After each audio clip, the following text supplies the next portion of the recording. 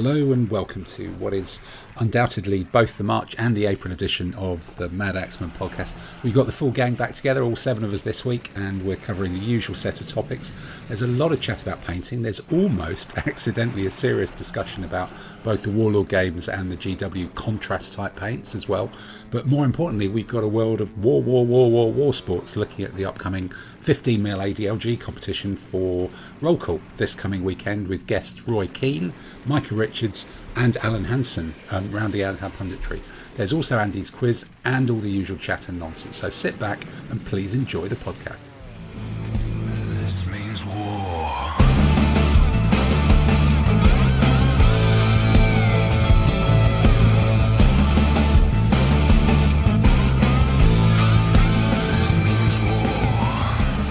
Well, look, it's once a month now, isn't it? Which, well, sort of once a month. I can't even remember when the last one was, but let's pretend it's once a month. So then we can pretend we've got a regular schedule.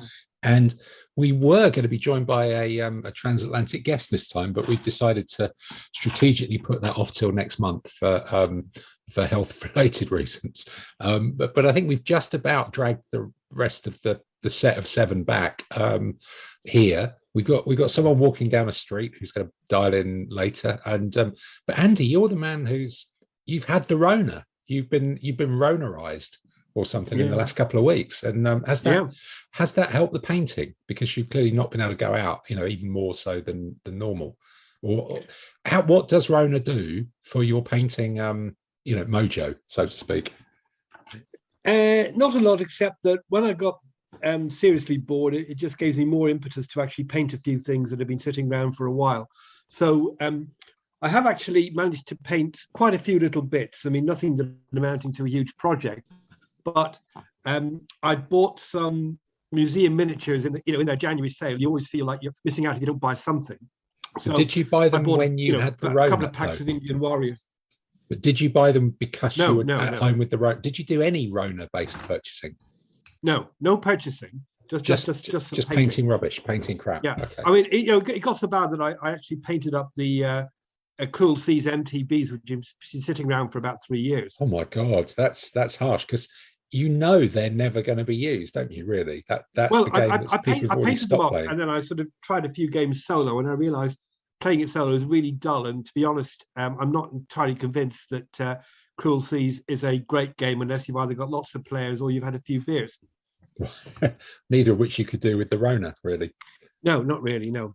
Okay. So you painted some MTBs, but which is your desperation pile when you were locked in? What else has been? I think you mentioned some museum miniature stuff, but didn't get around to telling us what they were, or maybe I rudely interrupted you. They were Indian Warriors, because you always feel you need a few more to make mixed units and things. Yeah. For your Indian army.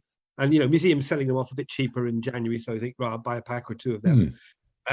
I've got those hoplites, and I've just glued them onto the lollipop stick. So there's 4 units of hoplites, which will be ready for undercoating shortly. You've got quite a lot of hoplites already. Are you sort of leaking towards having a hoplite army? Yeah, I mean, I've got kind of bits of hoplites here and there, but I'm going to end up now with about 6 units of museum hoplites. With nice flat shields and got nice shield patterns for them, and so they'll make a sort of composite whole. And also, if you ever want to do an army for a laugh, like one of these things with loads of Asiatic hoplites, so you can get 6 points each in their rubbish, and you can just pack a load of them to block the table. Well, I've got enough other things to do that kind of stuff. Okay. Or Syracuse with Greek allies or something silly like that. So. Again, that was part of the museum January sale. Well, I better buy something. And then, in addition, I painted. I bought a few things from Donington. I felt I hadn't enough medieval swordsmen, so I ordered some figures called. No, they weren't from Donington. Sorry, they were from. I can't remember where they were from now. They were called brigands anyway, and they were basically kind of quilted, and they had sort of armored. They were sort of half armor and sort of quilted gambesons and wielding sort of, like choppy 2-handed axe type things. So I painted them, and I actually used some of the army painter paints on that to Right. Okay. And I think I've seen on social media that Tamsin, you've been having a bit of a test with army painter stuff as well. Yeah. I was going to get. Okay. Well, look, we'll come back to it then. So, but Yeah. well, Andy, what was your because this is the one I can't even remember if we talked about it last time. This is the one that allegedly doesn't set if you paint over it or something. But if you're if you're just like I've done it once, sod it, that's how they look, painter, it's obviously clearly fine, isn't it? But but I don't know. What I was most disappointed about, or slightly frustrated with them, was actually the fact that I don't think the light colors seemed to go particularly well, and so therefore I Okay. I was thinking, they've got sort of like an ochre yellow type thing, but you definitely get the contrast of colors between the crevices and the raised bits, but the colors don't really pop in terms of brightness, and most of the colors aren't. The initial range aren't particularly bright to begin with, so that was a so slight. it's kind of, I do think you it think depends it's more sort of Second World War? primer and surface area. Yeah, well, I tend to undercoat in grey primer. That will have dulled it down a lot. Yeah, that will take it down. I think you've got to do it on white almost, haven't you? You're very pale. Yeah, really. Maybe all right. Maybe I'll try that again and see how that works. But there's a Spanish guy who does very, very pale washes, doesn't he? The Spanish gamers all have painted figures by some guy in Spain, and they just all look like they've been undercoated white, and he just does a very light wash on them. They look great. Yeah, they look pretty slick, but look pretty easy to do, don't they? Really, yeah, I'm not sure they look how like you can just be easy to do, but look like they'd actually probably be very difficult. Yeah, no, I guess so. Actually, okay, all right. So if I can manage it, back to asking about, can I just come back because we didn't really cover the army painter contrast paints. It doesn't work if you paint on top of them. Is that a thing? What's the? To be fair, I didn't find that because I did paint over them for some of the dark flesh, and that seemed to work okay actually. With the if you're going over with dark individual paints. Yeah. Okay. Wow. So Tamsin, let's call you in here because we are getting technical. Yeah. So we're going off piste in terms of the order, but what's your? I guess starting with that question, because this has been the most interesting thing on Twitter apart from picture of Ukrainian tractors for about the last month. Or War Games Twitter anyway. So what's your? Did you start off by trying to test that deliberately, or no? Well, no? Would you just always paint neatly anyway? One of my ideas was to do that. Yeah. Have you gotten around to doing that as yet? Or yes, I have. Just realised I sort of accidentally closed something. All right. Okay. Yeah. Well, look, talk us through it. We can have a look at them on screen in a minute, but talk us through how you find applying these paints, or did you buy the whole set? Which ones did you buy? Right, I bought the starter set, which I guess a lot of people 10 have done, paints. I think that was all that was available at that point. Yeah. And what's your impression? And I sort of did a quick test, initial test, just to see, sort of trying to think what I did. I just did an initial bit when I got them, just putting out, see what the colours were like. Just put painted swatches on the card. Okay. And then the last couple of days I've done a few tests, and if I can do a share screen, now it's seen Andy's. Yeah. Okay. Right. So one set of tests I did was sort of mixing the colours. My God, we're just 10 paints in the starter set. I thought you managed to create over 12,000 different colour combinations. This is like a test. That's doing sort of. So but you notice nothing is really bright yellow. One-to-one mixes. Wow. So you get some interesting greens and so on. What I found doing that was three of the colours in there were very weak compared to the others.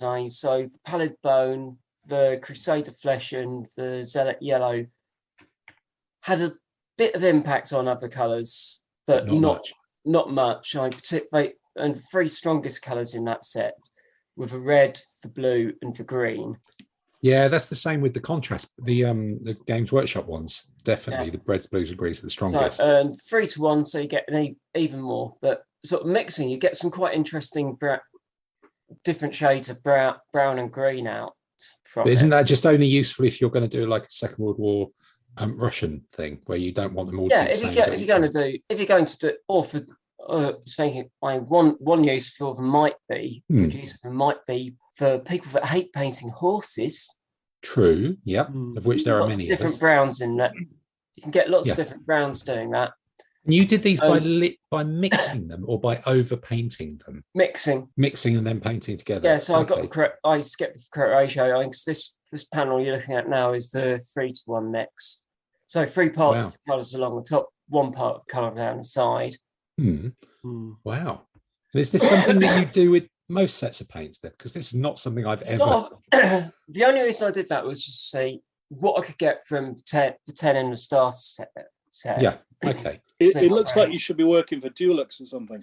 Yeah. Yeah, quite possibly. And this is how your kitchen will look.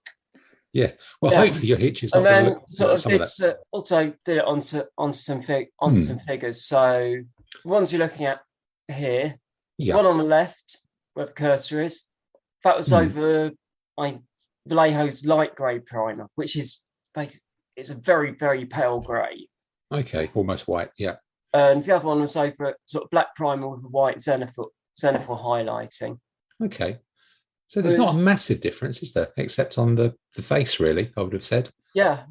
Yeah, it really sticks to the white. Right. Well, I think the blue one, it dulls down the red and the blue, certainly. And here you've got the white primer and again the black.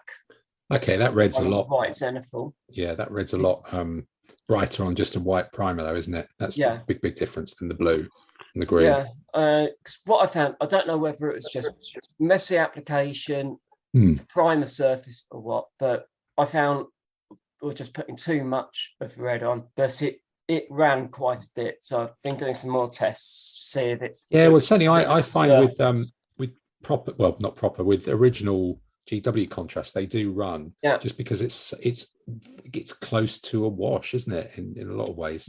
It's close to an ink, isn't it? Yeah. And now this is one sort of left from 24 hours, and then I tried sort of white paint over the top.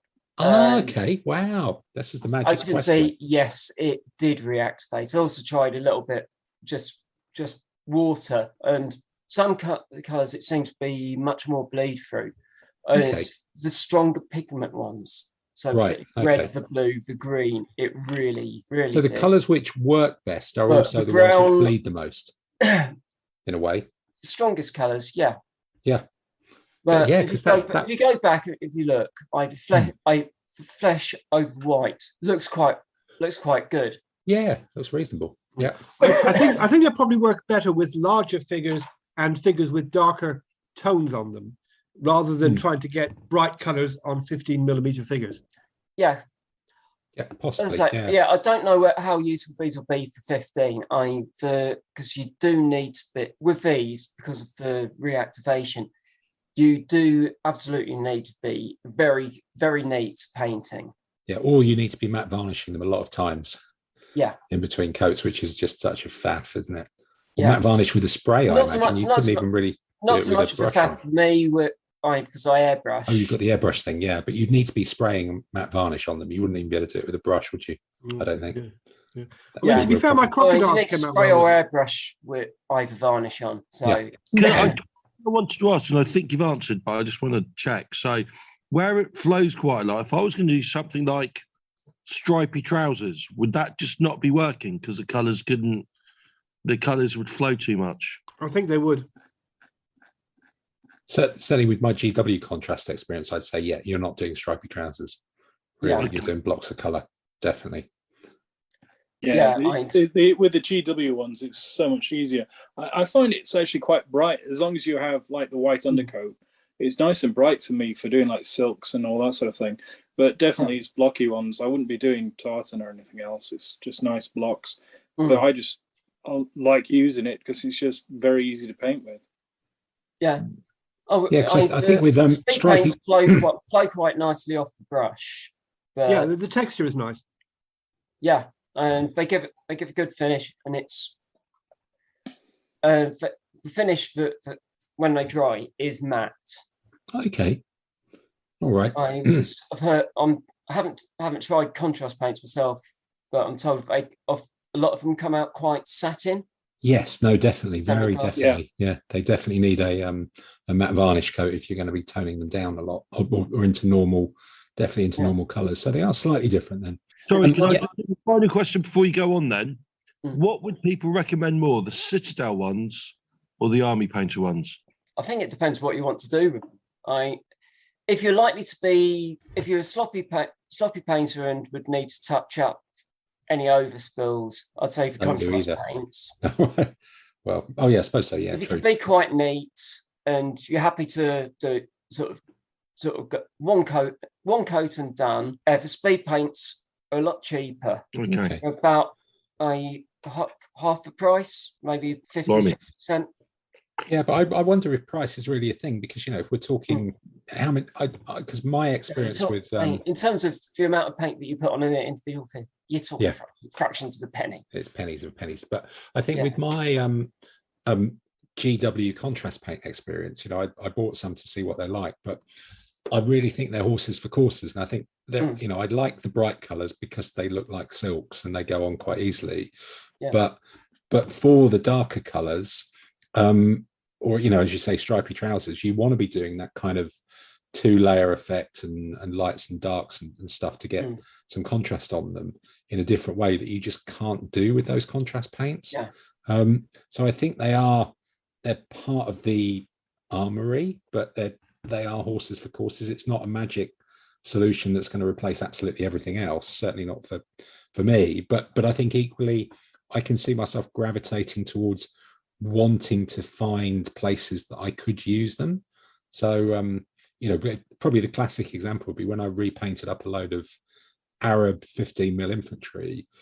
There's two ways you can paint them up. You can either paint them up in almost festival silks and stuff like that. There's some of the spearmen that appear in the most latest battle reports. You can say, well, I either paint them up brightly or I'll paint them up in kind of beigey desert colors. And you go, well, I've actually got these contrast paints, so it's bright because it's easy and it looks cool, and I can do it. Whereas there's a legitimate choice to paint them up in dusty desert colors, but it's just harder. The contrast work. So I think you can make choices about what you choose to use them on, and try and do, and so you get more use out of them than maybe you would do at the expense of other more normal paints. This means war.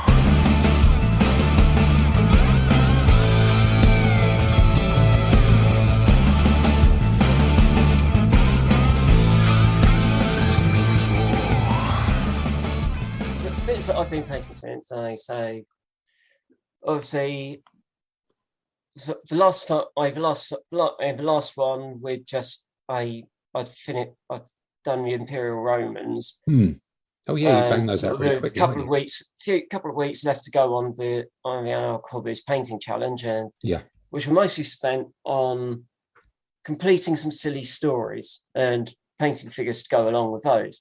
So you got Ice Cream Van. Is that the Imperial Roman one? Pan? Is that the Imperial Roman one? Is that do you get the different? No, it's not the Imperial Roman Ice Cream Van. No.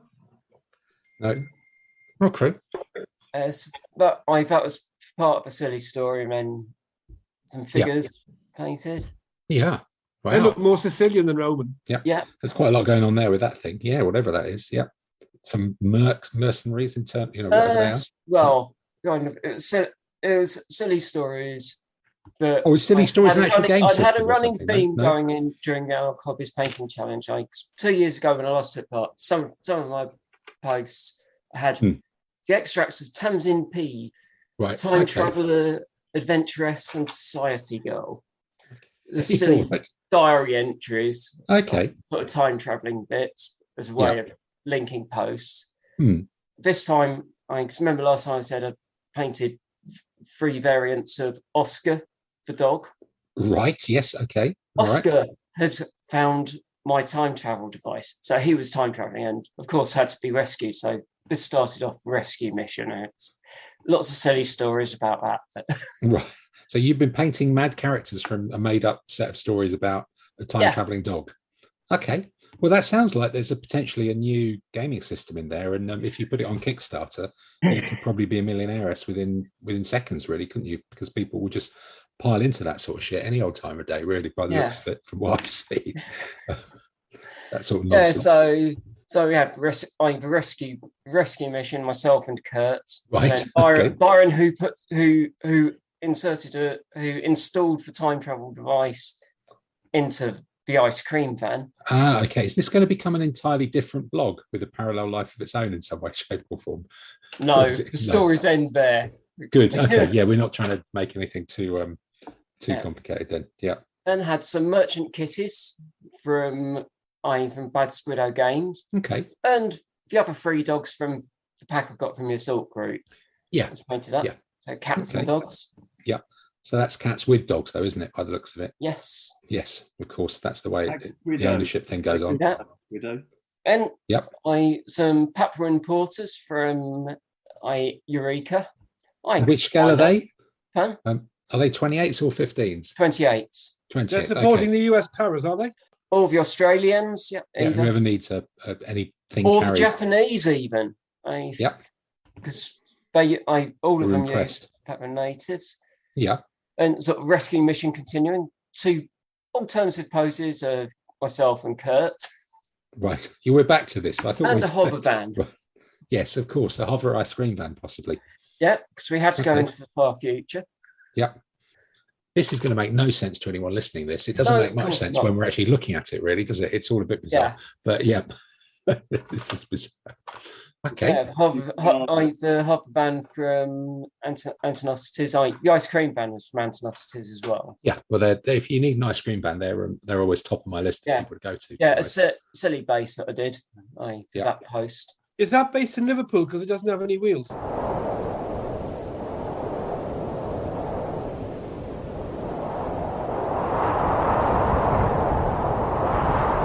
It's good to be able to get it's the safe in Liverpool because it doesn't have any wheels. Yes. Good to be able to get the tumbleweed sound in so soon, I think, in this week's episode.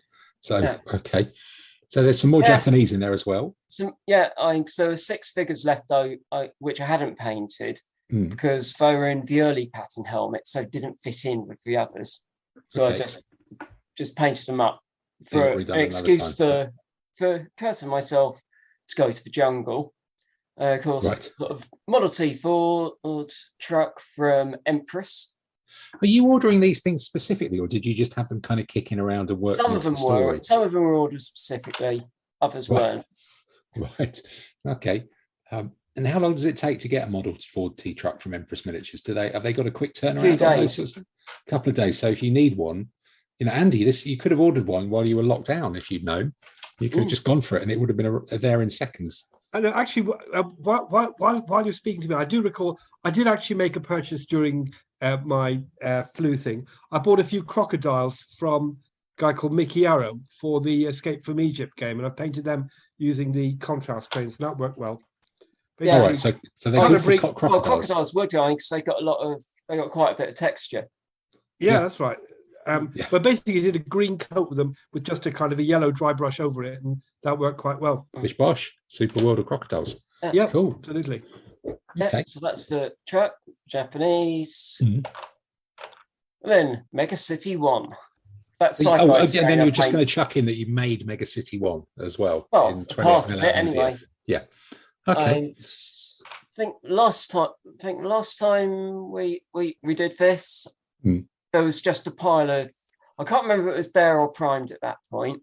I think it might have been primed. Yeah, it was just bits of MDF. There was a lot of burnt wood smell that we could even smell off the other side of the Zoom call. Yeah. And some Judge Dredd figures. So I wrote Mega City 1 robots and some more judges. Any fatties? And a car. I did the fatties ages ago. Yeah, Dave, get with the program. Even I remember. Yeah, back in one of the early lockdown podcasts. Yeah. Didn't they have motorbikes? Am I getting mixed up? Did they have belly wheels? Yes, they did. Ah. Yeah. So that's the plaza bit stacked up. Right. Okay. So for sort of contrast, you did this painting competition where you're all trying to paint more than everybody else. How did you fare in it? Did you win? Actually, put it a different way. Who the hell has painted more than you? I finished up in 10th place on just over 1,800 points. 10th place. First place was just over 6,000 points. What, did they paint the whole of the Napoleonic Wars or something? My God! It was Judge Piss. He was an absolute painting machine. Painted. I decently painted, but not heavily. Not sort of thing. It was probably sort of base color block and base color highlight, maybe, but a base color wash. I'm not sure. Whereas I tend to go a lot more. A lot more levels of highlights on my 28s, but he did it. Did he paint like several armies worth? It was all sorts of stuff he painted. There's a lot, mostly fantasy and sci-fi. Is there a big prize for this? Other than the adulation of your peers? There are odd prizes that you get. So various prizes for different categories. But yeah, I'm just thinking, it sounds like someone just kind of hit the entire contents of their spares box with contrast paint and a highlight and bosh. There you go. That's how you do it. Right. That's how you do it. That's the secret. This means war.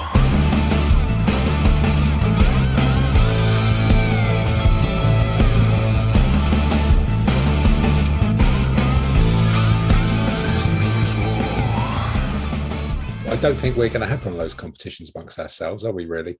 Because that would be slightly for academic point. We'll get lapped. We would be absolutely lapped many times. So, Peter, you've actually been doing some painting. Stuff's happened. What's been going on? Well, yes. Compared to the legion of what you just previously heard, I'm nowhere close. But basically, because we've got this competition at Roll Call, I decided to actually try a different army for a laugh, basically a Chinese army, and decided to test it out against Simon and Andy, who gave me the fortunate ability to learn what not to do in numerous ways, which led me to the decision that I need more troops and different types of troops. So I've gone and painted up some another sort of like dozen units, some of which I'm just finishing off. So some like swordsmen, spearmen, cataphracts, that sort of thing, to sort of round up the edges of my army that I wanted to do. I had some which were bare white when I was getting Simon, so that's obviously why I got slaughtered on that one for turning up with you can't troops turn that up weren't painted painted. figures. That should really hammer your dice, shouldn't it? For sure. Yeah, that I think it actually did a gravitational pull to make sure that I wasn't actually able to roll anything above a 3 for a whole round of combat. So I'm looking forward to it. I quite enjoyed it, getting back into it, using the contrast paints. Doing some of the basic stuff. It was just Essex stuff, which is great. I mean, Essex, you put the order in, it's there just a couple of days later, and I'm not going to stress about it. It's got me thinking about the samurai that I've got waiting, as well as thinking of doing like a Korean army, because I mean, Essex, they're not, it's not like the mega detail, but it's just easy just to get the paint on. As Tasman is saying, I can do the bare colours, maybe a bit of contrast, because I use the Citadel ones, the contrast paints, and then use something like some of the soft tone from Army Painter and that over the top of it. Put a few colours in. It does go well for the sort of blocky stuff when you're doing units at 15 mil, and considering you normally play in Escape and everything's dark anyway, it's nice to have something a bit bright. You don't actually have to do it that well. That's not what you're saying. Yeah, that's the secret. Good for my eyesight. As a sage person put it, well, you're looking at it from 2 feet away. Why are you stressing? You're not using a microscope when you're looking at it. Yeah. But so is this going to nice getting back into it? It's been a while. Are you going to be doing the kind of the rush to the last minute basing thing that you'll be basing stuff on Friday evening, ready to take on Saturday morning and things like that, or will you be slightly ahead of the game by then? I'm aiming to be ahead of the game. I think my best one was when I turned up to one of the international tournaments and I'd finished off the basing the day before, which led me to being pulled up by the drugs people because it set off all the alarms because they still had super glue and things on my hands, which you had no fingerprints either. That was kind of tricky. Yeah. But no, I'm aiming to actually have everything done at least a day ahead for once. So I've just got the last 2 units to finish off, which I'm painting as we're talking now. So doing a nice sort of like green swordsman, block it out quite nicely, and then pick out. I just like picking out different things. Yeah. I know you were saying earlier about the contrast versus the army painter one. The Citadel contrast, you can paint over it quite nicely, which, considering my painting style and capabilities, I do need to touch things up afterwards. So yeah, it's quite nice, just relaxing, chilled out from doing all the work stuff. So I quite enjoyed it. Okay. Oh, cool. So ready for the weekend. Has anybody else got stuff that they've been doing for this weekend? Or is it just Peter and actually me? But no, that's probably just me then. I think Dave Allen's been doing a bit of basing, hasn't he? Dave Allen's always doing a bit of basing. That's I think that's traditional. He's doing it at 4 a.m. He's always doing it at 4 a.m. before the thing happens. Yeah, he was moaning about Essex mounted figures or something, wasn't he? Oh, right. Oh yes, yeah, Essex. But then I can understand that because I don't know why they did put so little metal on their horses that the buggers hardly ever stand up properly. Yeah, I suppose that's probably I guess it just saves money or tradition or something like that. But so I've just literally today. So I was away last week, and I kind of had this. A parcel arrived well, not a parcel. It was like a padded envelope arrived today, and I'd completely forgotten. But I must have ordered some 28mm Assyrian shields because I'm using Assyrians in the 28mm competition at the weekend. I'd ordered some shields so I could make some bespoke Assyrian casualty markers. Completely forgotten it before I went away for a week, and then they arrived, and I thought, oh my god, I've got to paint the damn things in the next paint them and base them up in the next couple of days. So I've been doing a few, just tower shields and things like that in color coded so that they can be used for different types of casualty markers. But I've just had this massively eclectic month of doing all sorts of stuff. The little ships are starting to turn into a fleet. Which are just, these are actually contrast paints as well. I did an experimental one, and I realized that the thing with contrast paints, we're banging on about this a lot, they work really well for the wood effect. So I've got 6 brigs and 3 of the things that are not brigs that you get in the starter set. Are they? Look, God knows, rather than battleships. They're not battleships. How many gun decks have they got? Just the one? Just the one. And, they're probably frigates. They're probably frigates then. So I'm doing them, and I'm trying to avoid starting rigging until the last possible minute. And I'm also trying to avoid buying a capital ship because I can just sort of feel that happening, and I want to actually play the game before I chuck 25 quid on like one plastic ship that would just be a pain in the ass to do rigging on. I think I rebased, I think that might have been last month actually, I rebased this 15mm biblical army, did that. I ordered a load of stuff from Donington as well. I saw Damien up at the Hammerhead show, and had a good chat to him. He was telling me about how it seems likely that a lot of the 15mm people, well, anybody who does metal casting, and probably people who do plastic as well actually, are going to have to put up their prices soon because the cost of metal has just gone through the roof. So whenever they all run out of, and resin, I think, so whenever they all run out of their current stock of metal and buy more stuff in, they're just going to have to restart. And I think there's some farmers in Eastern Europe finding a lot of scrap metal. Warlord are putting up their prices for metal and resin from the 4th of April. Yeah, no, I can absolutely see it. And so I kind of ordered a few bits of them. I found that looking at their new era ranges, they've got these clubmen that are ideal for the Palestinian. Oh, I've got those. They're lovely. Yeah, they're really nice. I'm doing them as we speak with some contrast paints. And so they're going to be the Palestinian clubmen in the late Roman army, which having just written up the battle reports from Burton and seeing how distressingly you don't want to attack them with cavalry, that I think some of your polearm men were, Dave, in the army, the Zia army that you used. I'm sort of become a bit more convinced by them. I was a bit skeptical with them, but I think they're actually so fearsome that they might put off cavalry from having a go at anything that's near them, really, in some way, shape, or form. So I'm just kind of sort of pseudo inking them so that they've got a load of padded armor, and they're really lovely little figures. And it's kind of like anybody who's got an ADLG army is going to need to buy 16 and 6 or something like that of these to get a medium foot and 2 heavy foot probably to do them. And then you end up buying a few extra bits as well. So I picked up some he's got a little set of crashing medieval horses that when people are injured for kind of pretty spectacular casualty markers that I picked up that I've been looking at for a while, and did some of that stuff. So there's some of these being inked. I've started painting the 28mm resin printed Caballero miniatures Normans that I picked up at Hammerhead as well from Fenland Games. They actually sell them, those ones that you've seen the 3D designs of online. They actually sell them printed. You don't actually have to have a printer, you just buy them from someone who makes them for you.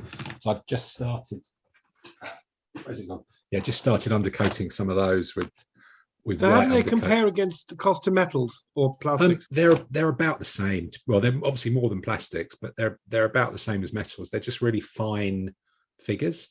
I gave them metal spears to the ones that had them because I think the resin spears were just going to break. They might as well. The resin spears are often very brittle, and you just look at them and they snap off. Because I had them in other rule systems.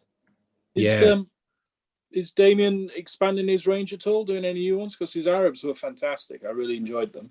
I think when I saw him, he was saying that actually at some point, I think it was to do when his work pension kicked in, he might actually retire some of the really, really old Donington originals, just because the molds are so, knackered and there are so few orders coming in for them that it's not even worth redoing them.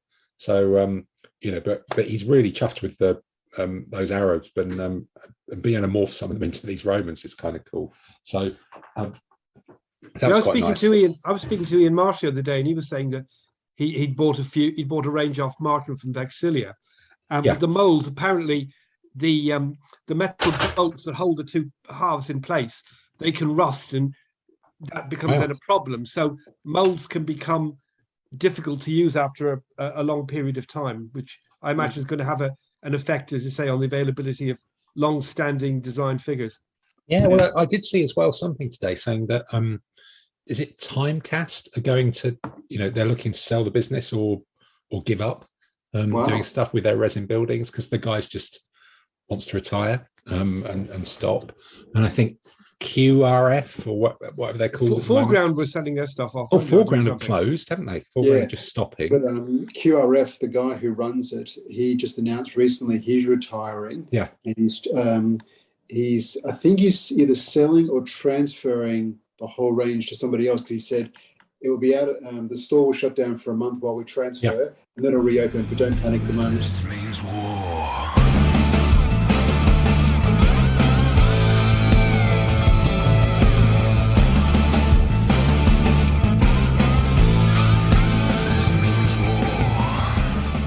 Yeah, no, I still think this is a thing we're going to see more and more of in the industry as kind of old guys running figure manufacturers just give up really and retire and stop doing it, and with 3D printing creeping in, now that I've got these things undercoated, you can't really tell the difference at all, other than they're slightly, actually probably more accurate or more detailed than a lot of ones. The detail on them is phenomenal, and they don't come with bases, or they've not been printed with bases.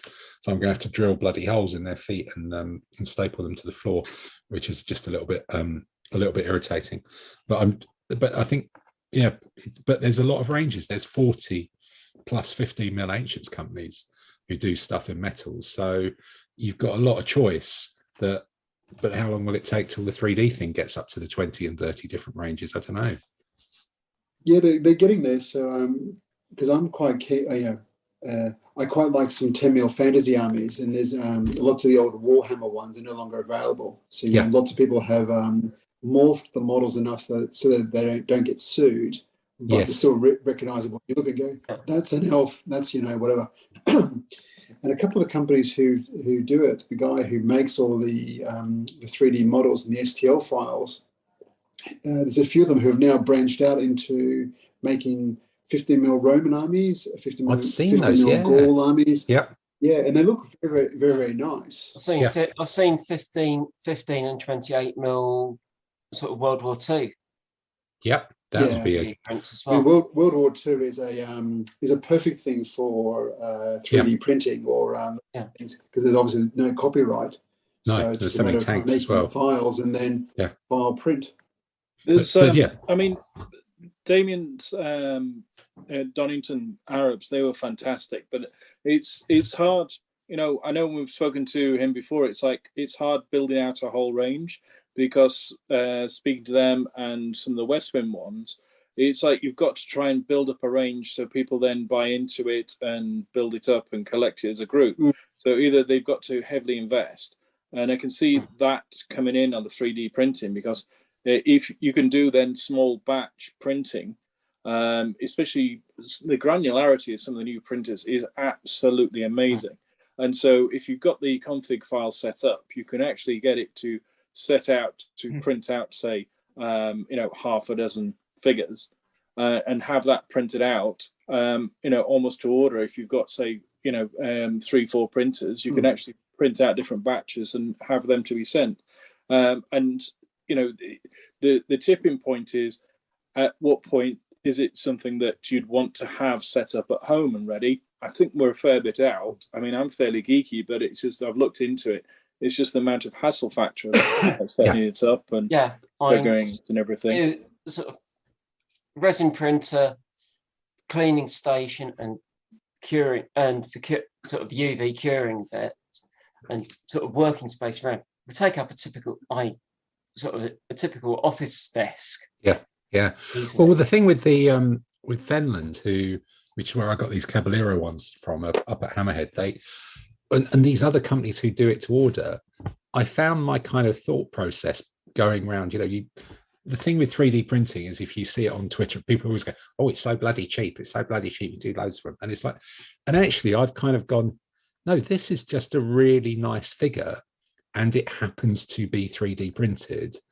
And I can either spend several £100s and do all the faff myself to print 12 of the buggers, or I can pay someone to do it and post them to me, and I'm paying about the same price as a metal figure, or possibly, looking at these, more. And I'd be happy paying, if this was a metal figure, it would be a top quality metal figure, real top of the range stuff. So I'm actually happy paying. It's not making it any cheaper for me. Yeah, but what it means with the base manipulation, because you can basically get a base model human and then add the bits onto it and morph it into different things.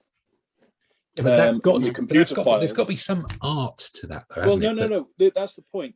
There is a lot of art to it, but you can start off with a base model, and you have auto scaling, so you can scale it up to 28mm down to 10mm.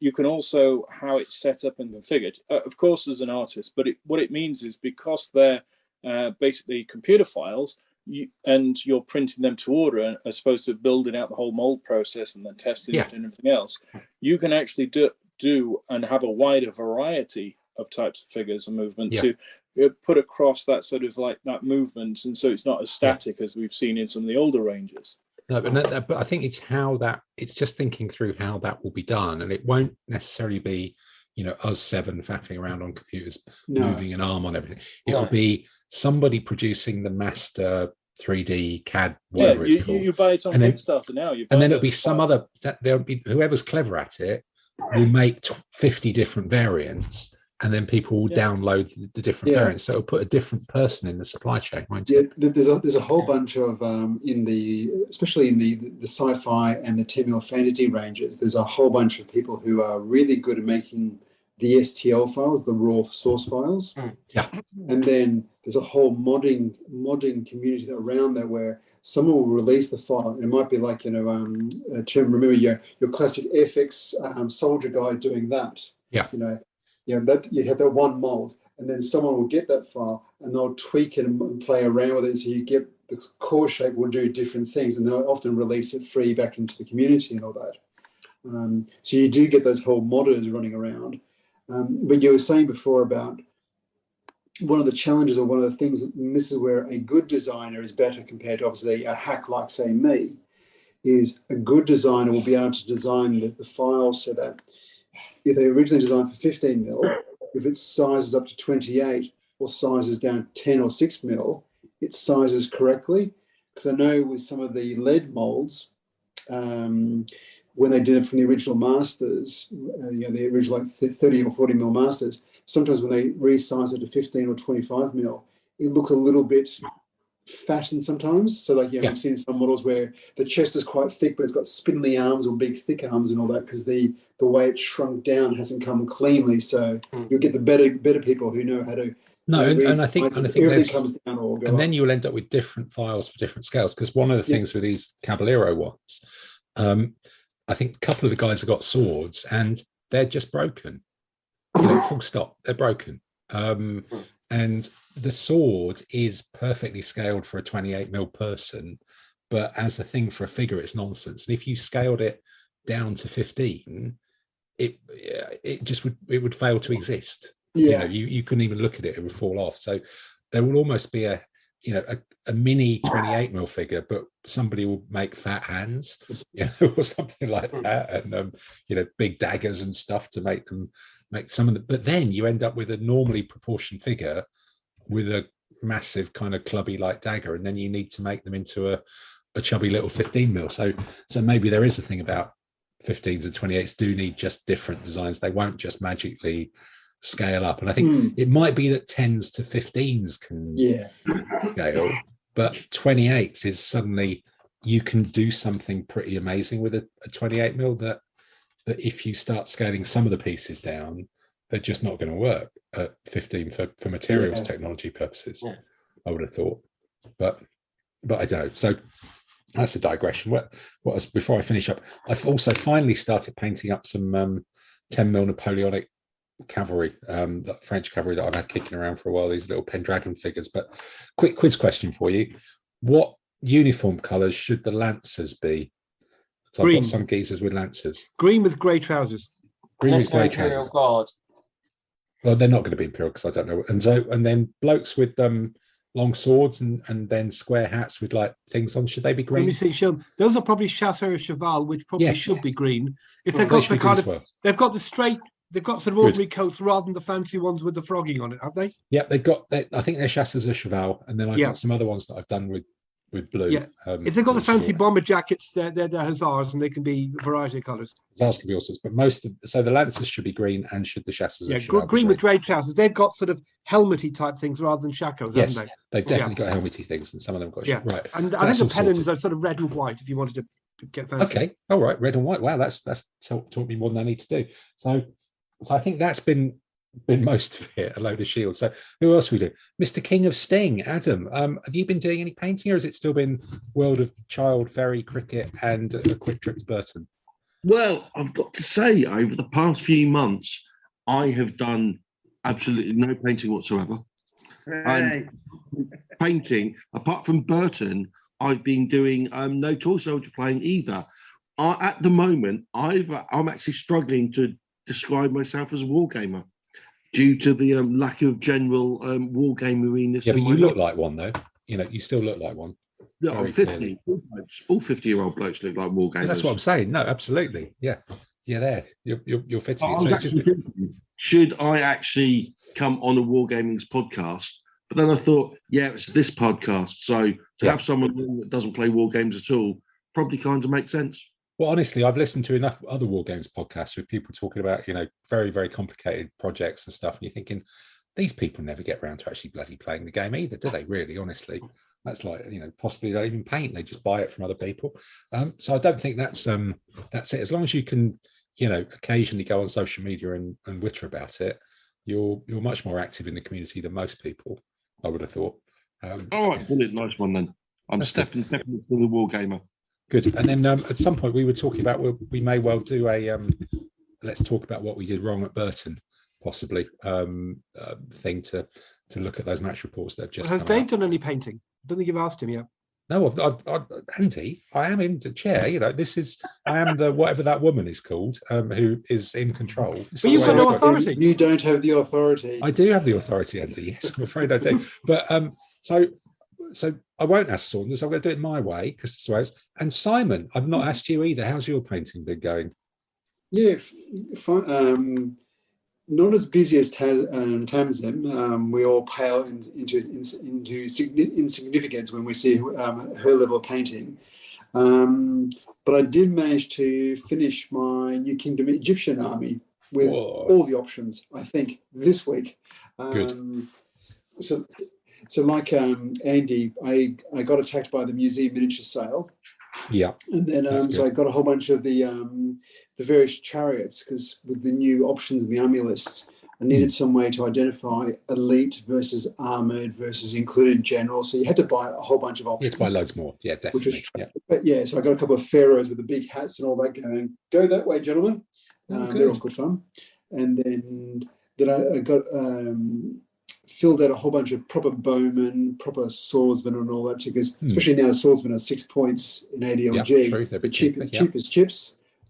So you need more of them. So and then I had fun using the contrast paints. So I tried, after your recommendation, I tried some of the Citadel contrast paints, just the reds, blues, and greens, because I tend to go for simplistic colours.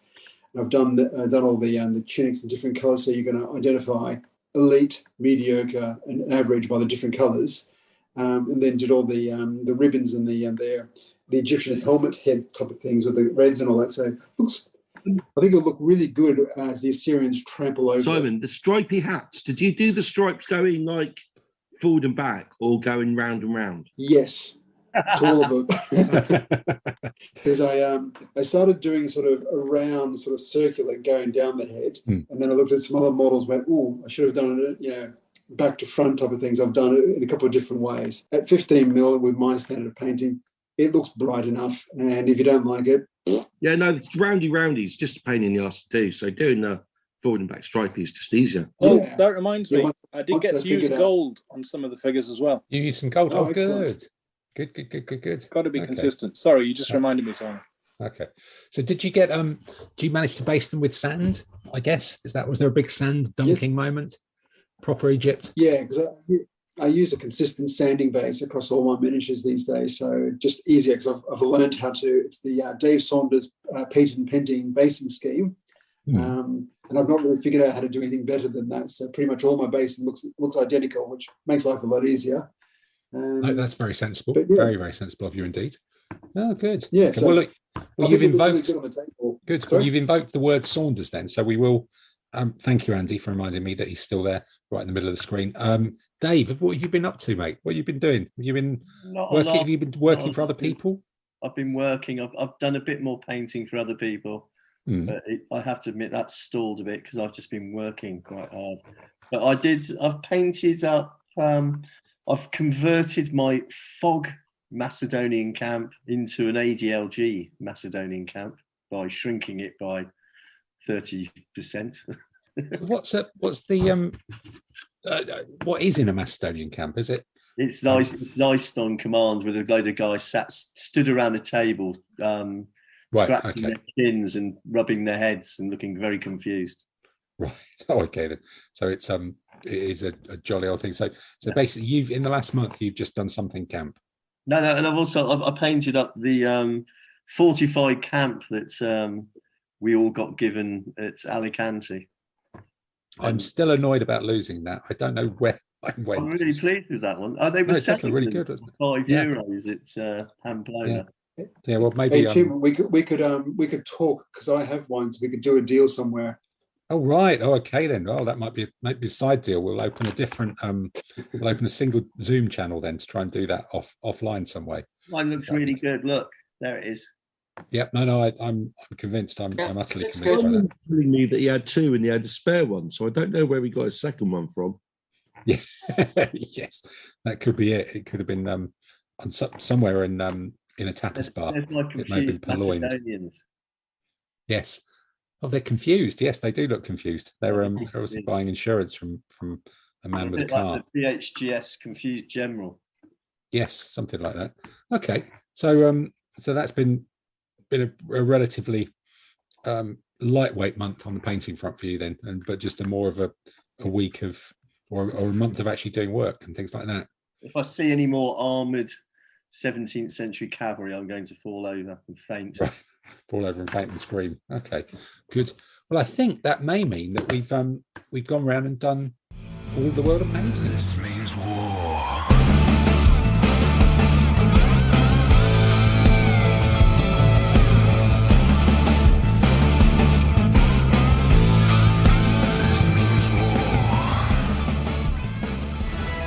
Hello and welcome to World of War Sports here on Madaxeman.com. This is ADLG punditry at its very finest. Well, look, we're into World of Wor-Wor-War Sports. It's great to hear that musical theme tune. And this is the most confusing part of the entire podcast. If you've not listened to it before, or if you have listened to it before, you probably won't understand it, and probably neither do we. But what we're trying to do here is to work out through a process of almost random Brownian motion, which army is going to come out on top in the upcoming this weekend 15 mil ADLG competition that's going to be held at Roll Call. And it's a very obtuse theme of the armies of the Eastern Seas. It's basically Byzantines and other stuff from around that area, isn't it, really, in a much more clever and more articulate way than that. So what we've done to allow us to do this in less than 4 hours is we've broken down the different army lists which have all been entered. We've broken them down into 4 pools. So this is almost going the opposite way to the way that the Euros and the Champions League are going to go. We're reducing the number of teams down and trying to make it simple. And there's 4 pools, and we're going to talk and look at a winner in each one. And those winners will go through to a semi-final. Then there'll be a final, and we'll see which army is going to come out on top of this one. So without further ado, in Group 1, we've got 4 teams. It's a big pool. Round robin here. We've got the Abbasid Arab, the Maurician Byzantines, some classic opponents, the Northern and the Southern dynasties. That's just one army list. And old school classical Indians. So, we're looking at we got some people, they got desert power out there. We got some people with all sorts of complicated stuff. We've got the writing peasants. We've got the Chinese from the north or the south, depends whether they're good at cold weather or good at warm weather, really. Could be either. And then we've got a pretty spicy setup there, the classical Indians. So, Simon, if you're looking at those 4, what's your sporting prediction?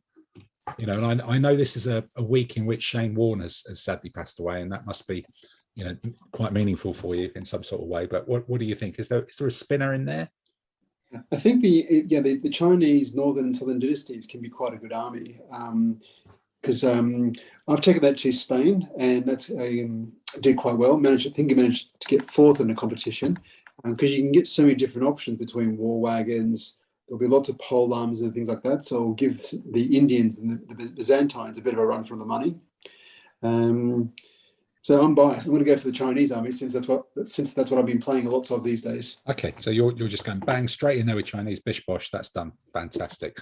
Tell you what, let's go to Alan Hansen next. Alan, what do you think about that? I think they've got problems. I wouldn't say they've got major problems. Obviously, 3 players have departed. The trick is always buy when you're strong. So he needs to buy players. You can't win anything with kids. Well, controversial maybe, but maybe we'll see how that works out a bit later on during the competition. So let's go down at Peter. What are you looking at those ones? Are you thinking any kind of rugby-based metaphors? Are any of those look like they're going to scrum down and? I think the Abbasid Arabs are going to scrum over the line. They've got some interesting mixtures that they can do a bit later on with a bit nice shooty cav to go bouncing around with some nice elites. And then they can do the good old half and halves. I think the north and south. There's nothing like a bit half and half, is there, really, to be honest? Yeah, got to have a bit of half and half. I don't reckon the Byzantines are going to do well. The Indians, they might do the good old crash bang with the elephants, but I don't think this group is going to suit them. There's too many sort of abilities to mitigate the sort of like the medium swordsmen that are around the Indians, and if they just try and go for the shooting model, you could have some armies that can outshoot them. So, I quite fancy the Arabs. So Peter, just before we move on, then, is this you not saying elephants for the win, straight down the middle fight at Bish Bosh? Yeah, are we absolutely sure on that? Wow. It's the new change. It's the new me. Something's gone weirdly wrong on that one. Okay, then. Tamsin, what about you? If you're looking at those 4 lists, what are you seeing? What's jumping out for you on that one? That one, I'd say, I think the Moroccans, they got good answers to most things that the other armies have. I think they could squeak it through. God, so we've got one of each of the first 3. So Dave, are you going to where are you going on this one? I'm guessing, which is the Liverpool here? Who's the Sadio Mane?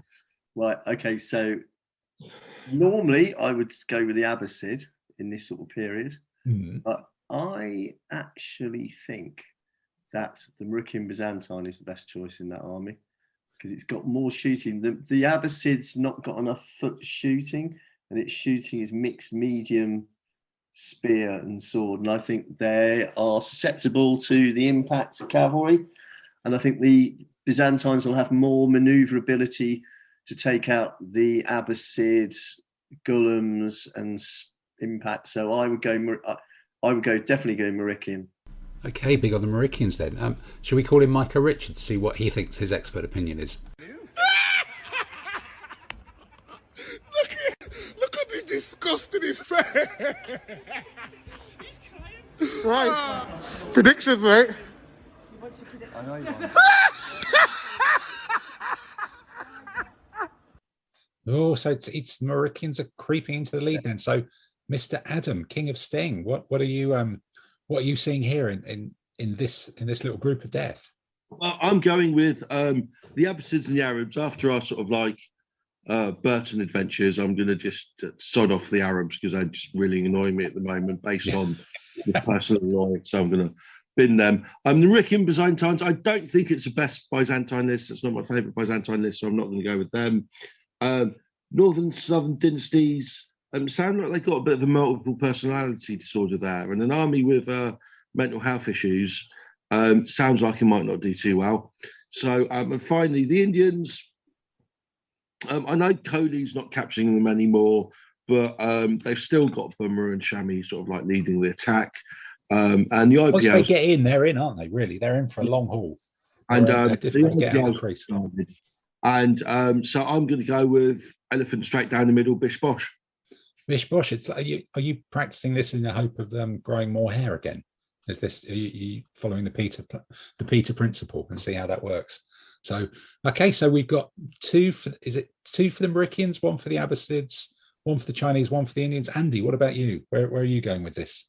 I'm going classical Indian. I think that of all the armies, they're the ones best capable of putting down terrain and knackering other people.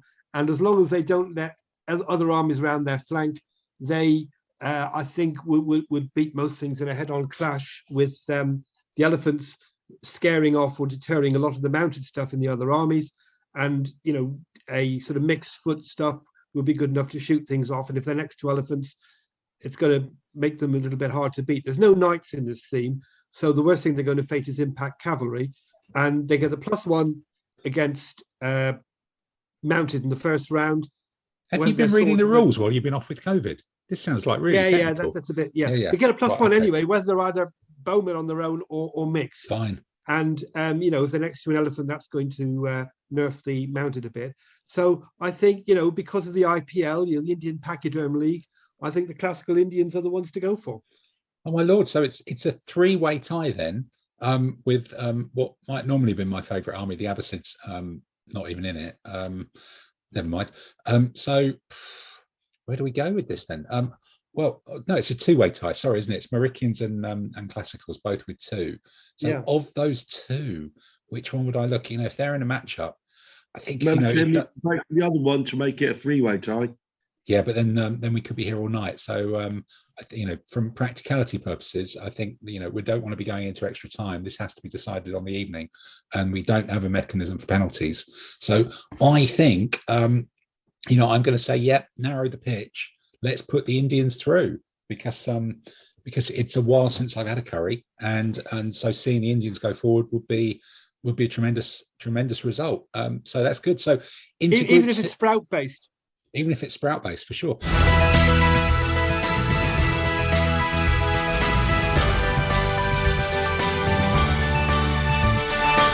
Into Group 2, then we've got the Hepthalite Huns, we've got the Justinian Byzantine, we got the Kushan, again an army with two types, and the classic Arab conquest wall of nonsense. So let's go the other way from this one then. Adam, what about you? Where are you looking on this one then? Well, I did sort of like give this a lot of thought, and sort of like I was going to give it a breakdown of how I think different armies would do. But hearing your summary in Wall of Nonsense, that sounds brilliant. So I'm going to, what was the Wall of Nonsense army? Arab Conquest. It's a Wall of Nonsense. Arab Conquest. There you go. I'm casting my vote for that. Brilliant. Andy, we've talked about a Wall of Nonsense. Over to you. You've been in the kitchen of nonsense, but what's going on? I think largely for similar reasons that I went for the classical Indian, I'd go for the Kushan, because I think the combination of elephants and cataphracts would be quite tough to beat. Okay, Saunders, what about you then? Are you going to carry on just picking Byzantines all the time? No, I think Maurician Byzantine is better than Justinian Byzantine by a long way, because the half and half really work well. I've decided, because I've been doing some practice. In this group, that group, I would go with the Heffalump Huns. The Heffalump Huns, okay. Yeah, because they get cheap elite cavalry and they've got a bloody good. They get Heffalumps. So I think the elephant. Yeah, I think the Heffalump Huns in that group are the best. Okay, Dave, interesting call. Let's see what Roy Keane thinks about that one though, as a possible choice. Over the top stuff. My goodness, what's the game coming to? Come on, it's all right. It's ridiculous. I'm supposed to be talking about the players and the quality, and we've got to talk about this idiot. It's a crazy decision. Crazy. I'm just about to calm down, but hopefully by the end of the game. Okay, Tamsin, coming to you then with this one. Which ones are you seeing? Which ones are you seeing emerge from the pack then? In what's a very mixed field so far? Yeah. For me, this group, it's toss up between Heffalump Huns and the army with the actual Heffalumps. The Kushans. Yeah. I think I'll go with. What do you want to I'm a cavalry girl at heart. It's got to be the Huns. It's got to be the Huns. So the Huns jump into the lead 2-0, 1-1 in a very weird scoring system that we have. So Peter, you're weaned off elephants, but there's elephant armies in first and second place. Surprise us with your analysis. Arab conquest. I worked out a list that I nearly took to roll call. But it just seemed a bit too linear. But I could get up to I think it was 27 units of heavy and medium impetuous elite Arabs charging in. And it just looks, it's the new elephant. It's the new elephant. It's the new elephant. Heavy impetuous sword, infantry are the new elite. elephants. Okay. No. Well, at Burton, Simon and I came up against a Arab conquest army with the elite medium impetuous cavalry, and we handed their head to them. Not cavalry, foot. Yeah, he's talking foot, mate. It's the new elephants. It's foot infantry of the new elephants. Yeah, and then heavy impetuous foot. And cavalry of the new infantry. You've got to get with the program. Yeah, cavalry. It's cavalry against foot. Cavalry, the heavy foot win it. You get the right terrain down. You just got a line of them coming forward. You can do all your dancing around with a bit of cavalry all you like. You can't argue with some heavy. They're just in your face.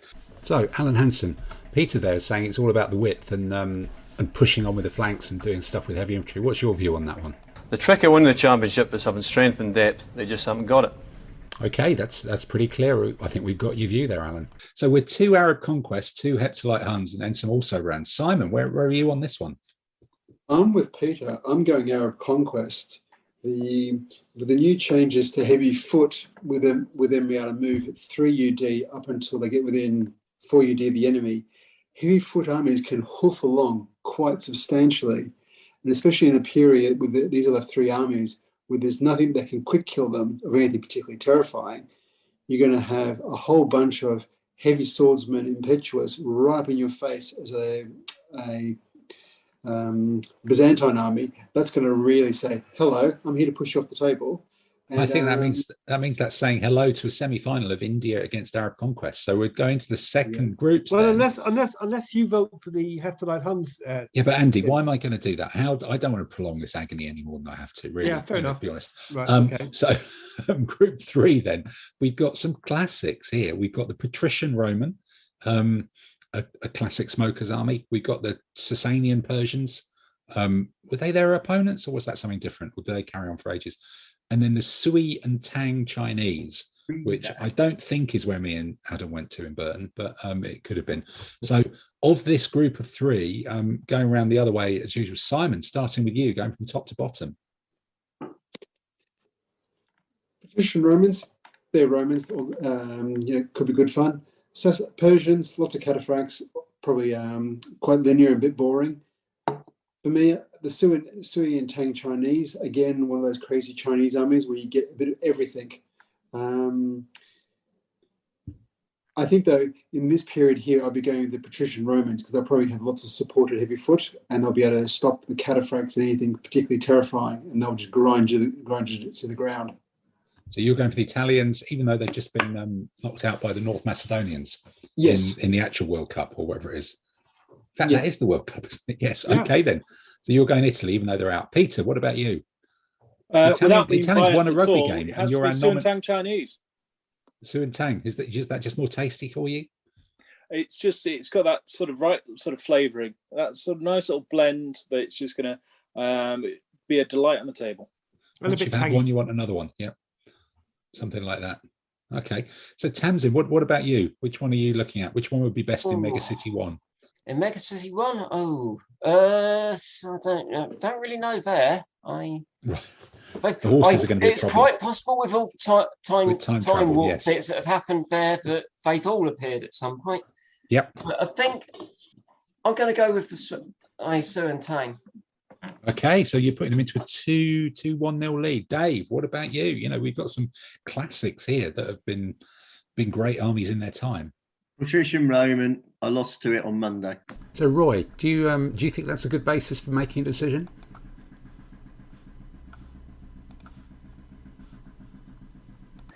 I've never heard so much rubbish in my life. Why do we have to listen to that garbage? It's just utter nonsense what he's talking about. And he keeps moaning about fixtures and fatigue. We were just looking at some of the cup draws they've had. They've had an easy ride in the cup. Some good draws, a lot of home draws. And the guy's talking absolute nonsense. Never heard so much rubbish in my life. Is it?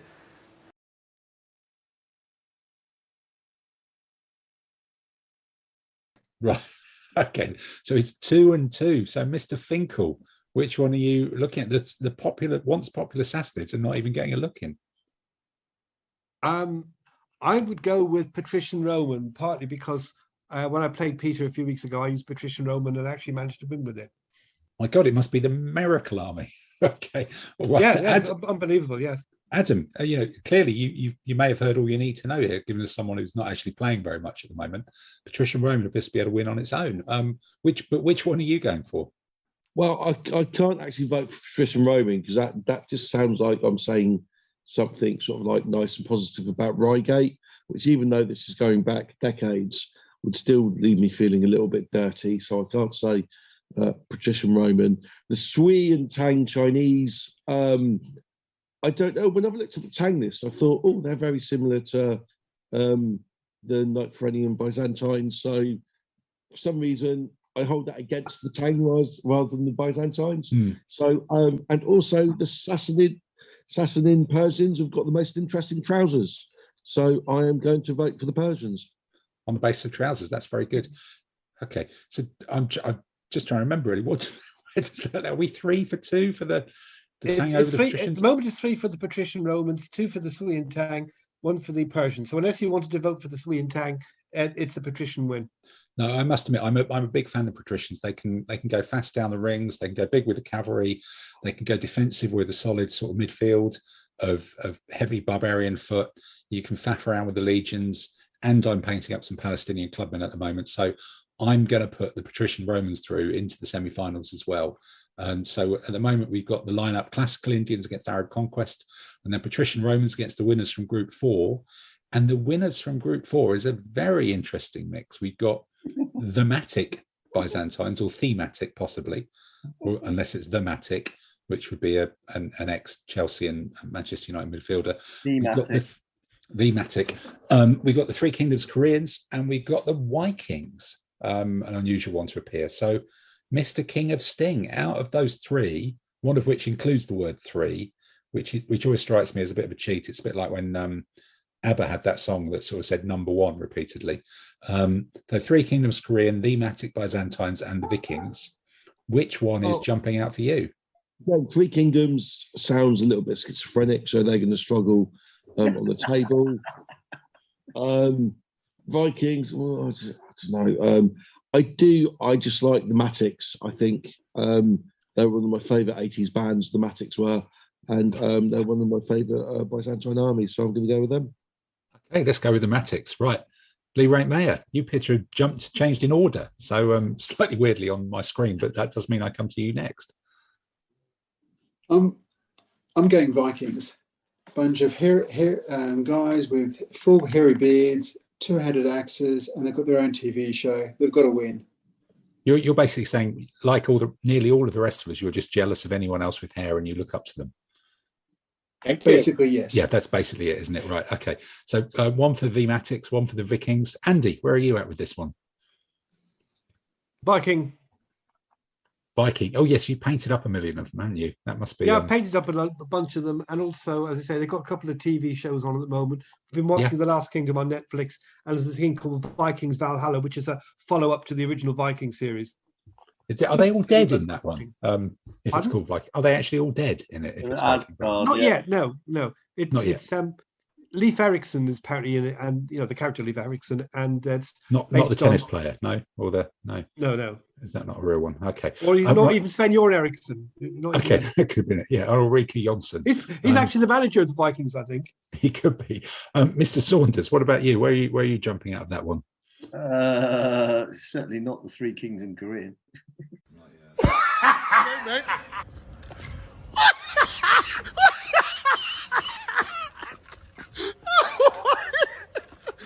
He's just brilliant. He's just top. What a guy to work with you are, honestly.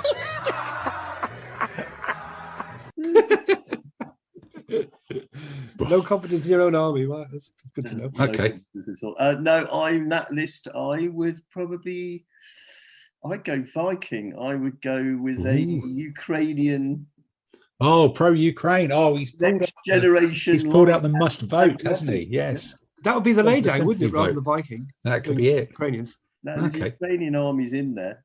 So it needs some tractors to go pull stuff away, and it'd be and some envelopes. You can tow away the artillery carts of the Koreans or something. Yeah, exactly. Okay, all right. So we're nearly on for a win. Tamsin, what are you going with out of these three? Viking. It's Peter. We don't even need to come to you, I'm afraid. Well, I've got to cut in. The problem is, what you guys haven't realised is I did actually look at the Viking list, and it looks really tasty. However, in this listing, it's limited it down to the options. So basically, you've got a choice of having, I think, all of 2 light infantry. So considering everybody else got shooty stuff, they're going to get shot to hell. But they can have armor. But actually, Peter, the great thing about this is the way this worked out. Your opinion just doesn't matter at all. Well, I've got the hair. I know you've got the hair and the Viking, the Viking facial hair, but unfortunately, that's not going to count double votes. So we've got the Vikings going. It should do, but it doesn't. We've got the Vikings going through then against the patrician Romans. So let's go into the semi-finals.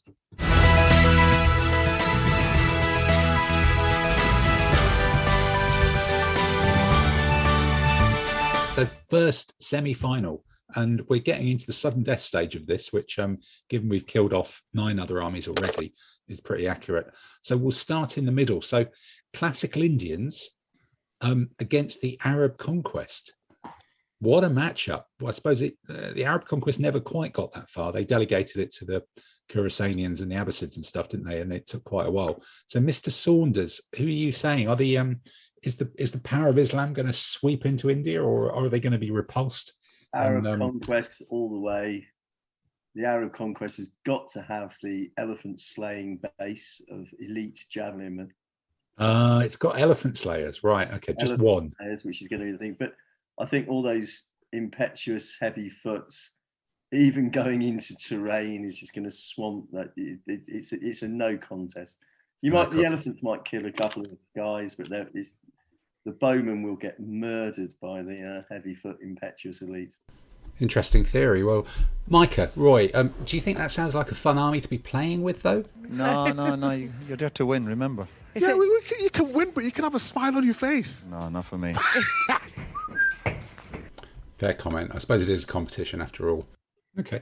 Mr. Finkel, where are you staying out of Indians and Arab conquest? Oh, so it's actually a tricky one. I think the numbers in the Arab conquest might just give them the edge. Okay, they're going to tip over the edge. Simon, what about you? Where are you going with Arab conquest against Indians? Arab conquest all the way. Impetuous swordsman versus swordsman. It's going to be an army. Sorry, it will be a game that guarantees a result. I'm going with the Arab conquest. Okay. It's just going to be horrible. It's going to be charge, dead. So Peter, as we so rudely cut you aside last time, we're going to give you potentially the casting vote here. So you're talking Arab conquest against classical Indian. It's Arab conquest. It's the new elephant. Heavy impetuous swordsman, provided they pick the heavy impetuous swordsman and not go and wuss out and pick the spearman. Right. Heavy impetuous swordsman, and they've got to go forward. It's got to be played really aggressive. Got to be straight up in their face. That whole free movement. Yeah, you need to be hitting them sort of like turn 2, just going straight into it. Right. So the army of the prophet, peace be upon him, that's straight through to the final. No one else even gets a vote. So going down then to the next semi-final, which we've got the patrician Romans against the Vikings. So let's start the other end. So Tamsin, where are you going with patrician Romans? If they're bringing all those impetuous war down foot. Much I'd love to see the Vikings sort of swamp all the way down to Italy and take out Rome. Yeah, it's not going to happen. Romans. Right. Adam, what about you? You've got some sort of Romans, but not quite the patrician ones, haven't you? Which of those two are you seeing in the matchup of Netflix TV series? I don't know. It's difficult because on the one hand, I can't vote for sort of like Reigate army. On the other hand, sort of like hearing Simon wax poetical about big hairy men with giant choppers made me feel a little bit worried and unclean as well. So I'm not sure which one of those two armies I could vote for. But when it comes down to it, I am going to vote for Simon's homoerotic fantasies to the Vikings. The Vikings. So it's Vikings 1, patricians 1. So following on from that theme, Simon, tell us what your fantasy is in this one. What are you going for in this? So we've got pickled herring, pickled fish versus the pizza. Which one do you think would win? We know Vikings make good aquavit and other distilled alcohol, so I'm going Vikings. You're going Vikings. Vikings are 2 for 1.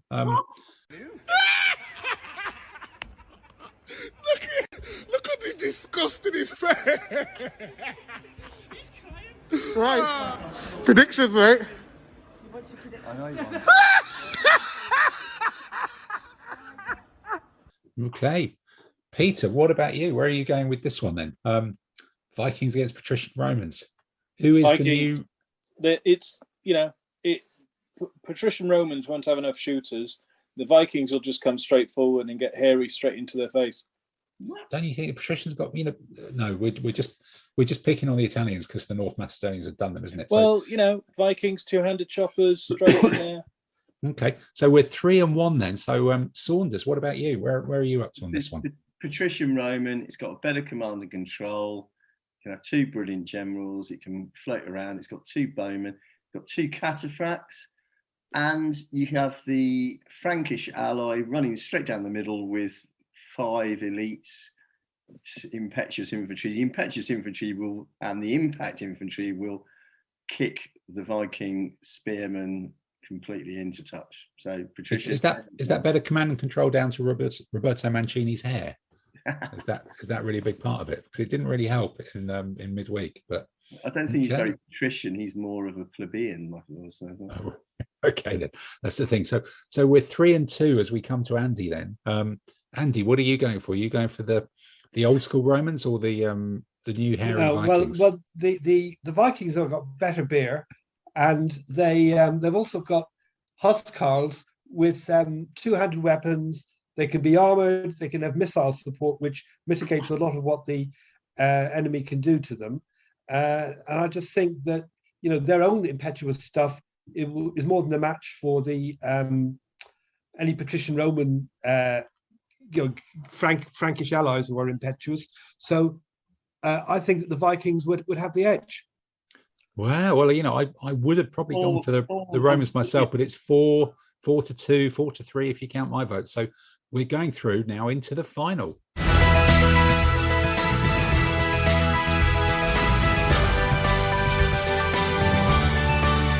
the final then, roll call, determining who wins roll call this weekend.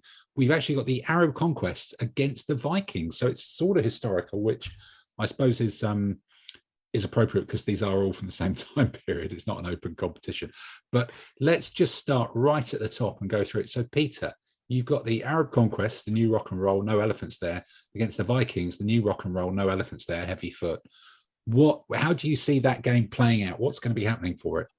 Oh, well, it's going to be the Clash of the Titans. It's going to be one of those where you're just looking at it and you go, someone is going to be having a beer very early. I think the Arab conquest is going to edge it for a couple of reasons. Namely, they can just get that extra couple of numbers in there and a few more lights in front to sort of screen them and get those extra couple of hits just on the Vikings before they go in and hit. I think it's going to be a very close game, but I'm going to give it to the Arab conquest due to the fact they might have a little bit of an overlap on the numbers. It's the fact that you can paint it with conquest paints. Has that got anything to do with it? Plus, I painted up a load of them, and they look really nice. It's done. Okay. All right, Tamsin, who's winning out? Numbers will edge it. Sorry? Numbers will edge it. Arab conquest. Arab conquest. So we're 2 for the Arab conquest. Ooh. Right. So Mr. Finkel, who are you going with? I think the Arab conquest would have the edge on numbers, and I think that will prove decisive. So it's 3. So, right. So, Alan, have you got a new, insightful, and completely different opinion on this particular, very specific matchup? Then you can't win anything with kids. Okay, well, perhaps not an entirely surprising opinion. Right, next, Adam, what about you? Where are you going with Vikings against the Conquistadors? Is it 3 versus plays 1 at the moment? I think it is. 3-0. Yes, 3-0 at half time. Yeah. 3-0. First, I remember the last time we did this in the final, I wasn't allowed to vote for Dacians, and I did, and they ended up winning. So is Dacians an option? I'm afraid not. No one's put Dacians in it, mate. In that case, on the basis, just to keep the tension going on a little bit longer, I'm going to cast my vote for the Vikings. That's honestly, that's a better rationale than I've heard from anyone else for any other choice so far this evening. Simon, what about you? Drunken hooligans all the way. Bring on the Vikings. Vikings 3-2. Mr. Saunders, where are you at with this one? 3 Kingdoms Korean. Yeah, but, well, we'll see that one. Let's see if you pull an Adam on it. But of the 2, where are you going with the Arabic conquest or the hairy Vikings? It's a difficult one. It's really difficult. It depends on the composition. Well, of course, it depends who they pick on the day. Do the players turn up? Have they get a dodgy stomach? Is it like the FA Cup semi-final from 8 years ago? Depends if you have the camp. What is it with the sacred camp? I don't even know what the rules are for that.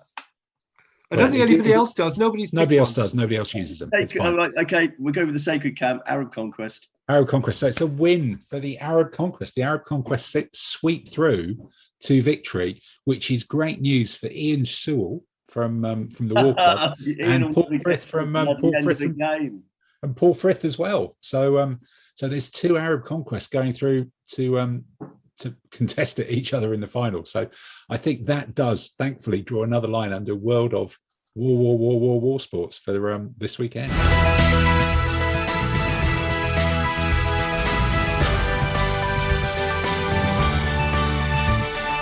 it might be time for French techno music, I believe, now that we've done World of War-Wor-War Sports music. So, and if it's French techno, that means it must be Andy's quiz. Question, comment les voir? Question, le trou est sans fond. Question, la légende le dit. Question, elle dit aussi. Question, c'est une maladie. Question.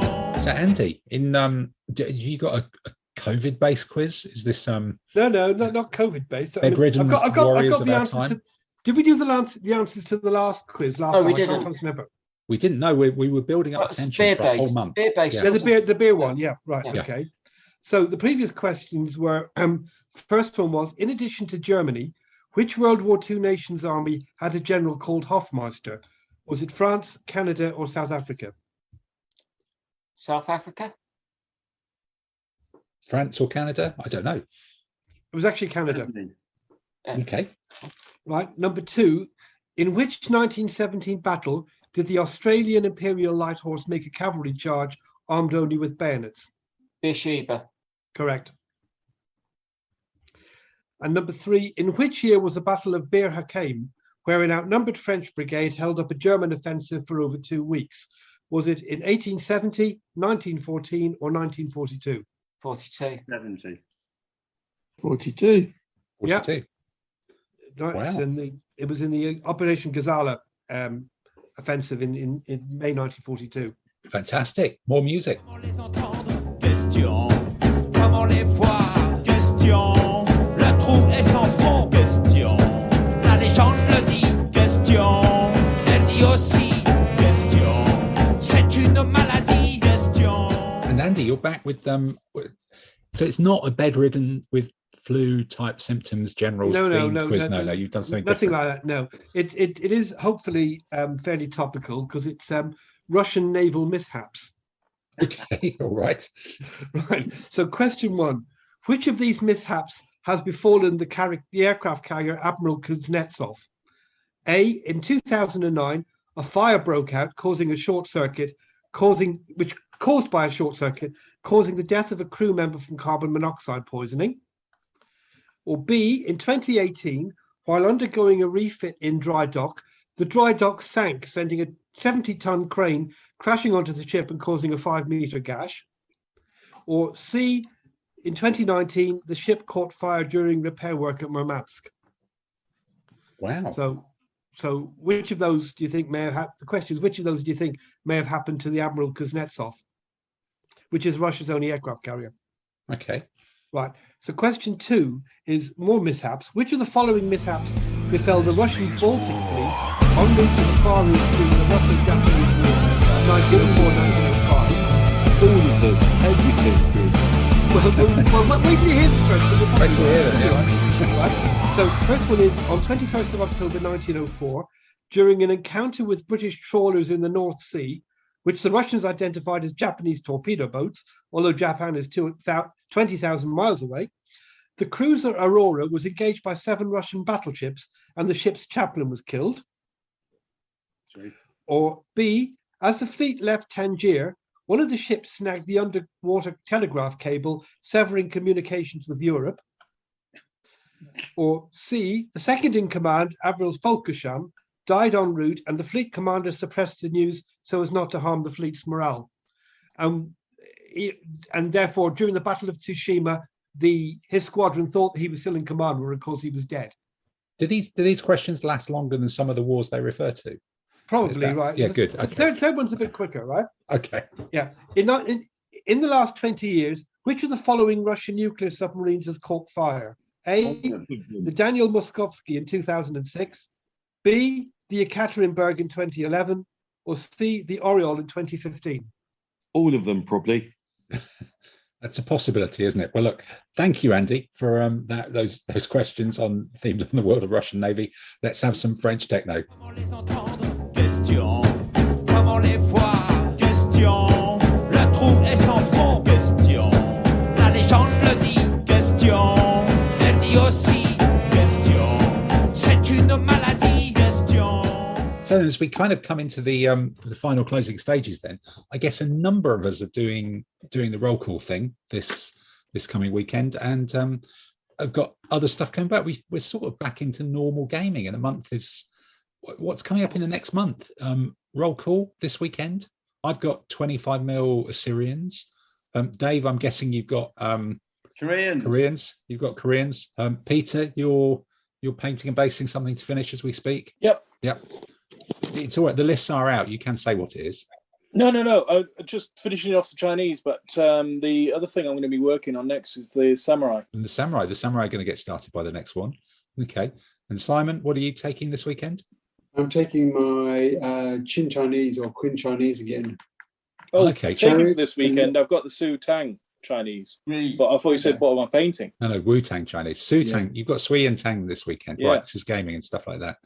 And okay, and then coming up after that, any more events and gaming at Tamsin? Have you got some plans to get this Mega City one into action? Some point, probably solo games, but yeah. Right.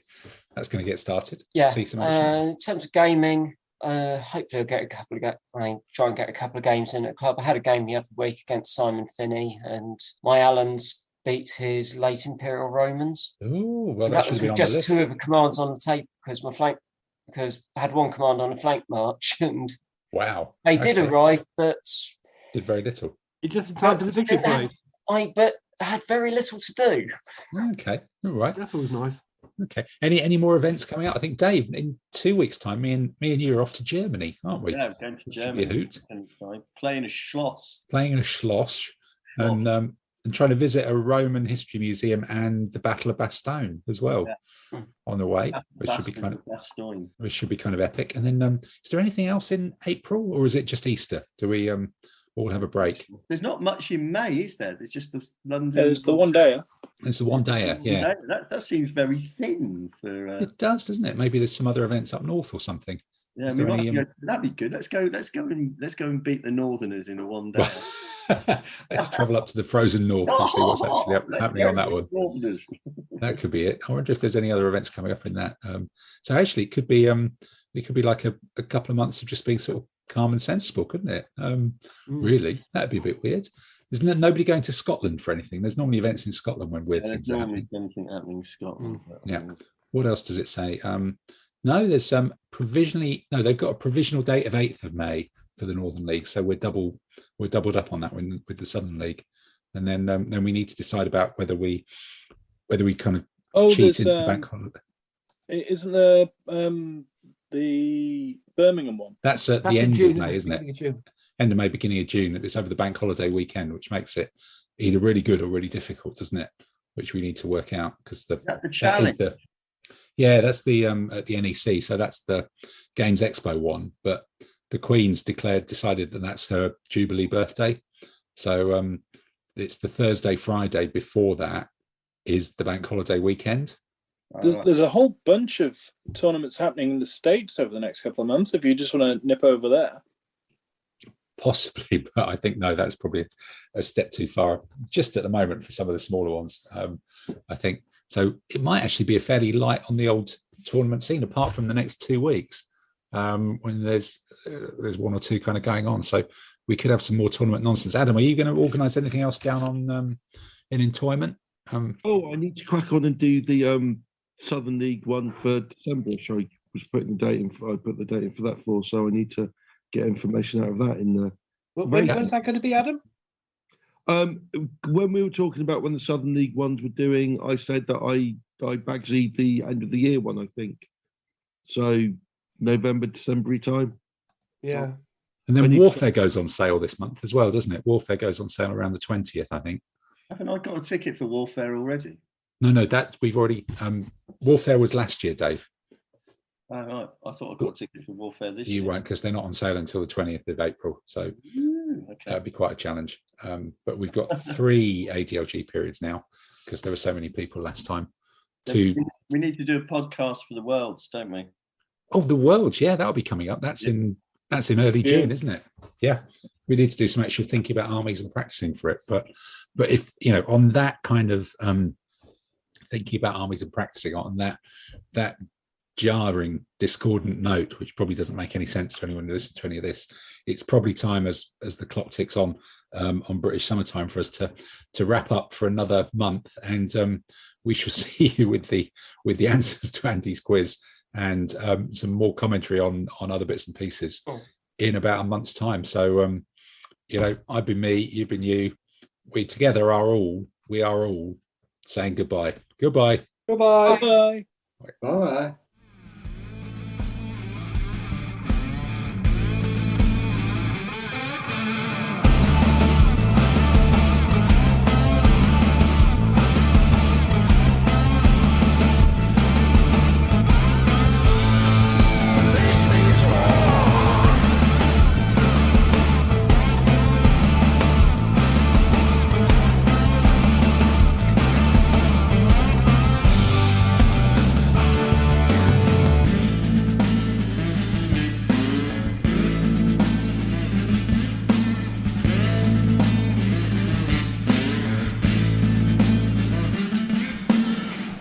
So this is the big matchup. This is determining who is going to win at Roll Call this weekend. And the final is between the Arab conquests and the patrician Romans. So, no, it's not. Isn't it? No, it's not. You're wrong. The Vikings. God. Yeah, I forgot it in seconds, really. Yeah. Now, if you lose the semi-final, you don't go through to the final. That's how it normally works. True. Yeah, we're not going to play a plate here. We're already. So let's try again. This means war.